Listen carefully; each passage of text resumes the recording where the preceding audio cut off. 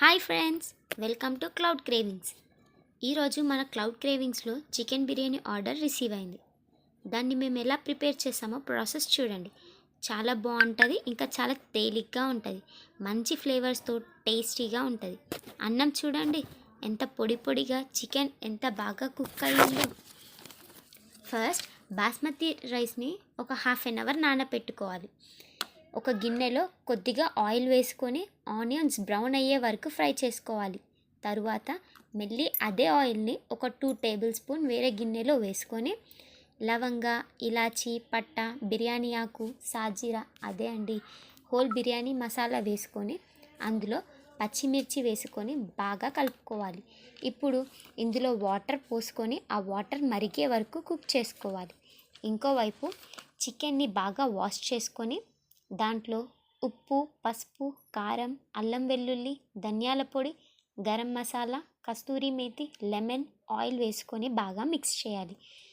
తరువాత పెరుగు వేసి బాగా కలుపుకోవాలి.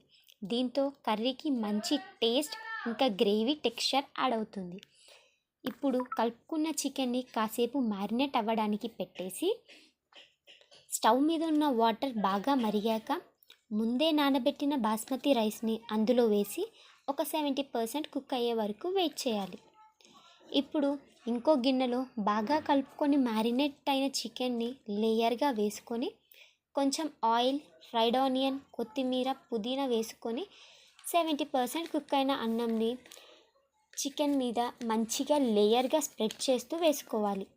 ఇప్పుడు ఈ అన్నం మీద ఫ్రైడ్ ఆనియన్, కొత్తిమీర, పుదీనా ఇంకా నెయ్యి వేసుకొని కొంచెం ఫుడ్ కలర్ ఆర్ కుంకుమ పువ్వు వేసుకొని మూత పెట్టి 10 to 15 minutes లో ఫ్లేమ్లో బాగా కుక్ చేసుకోవాలి.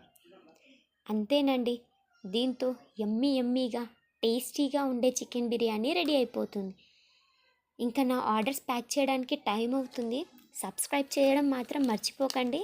బాయ్.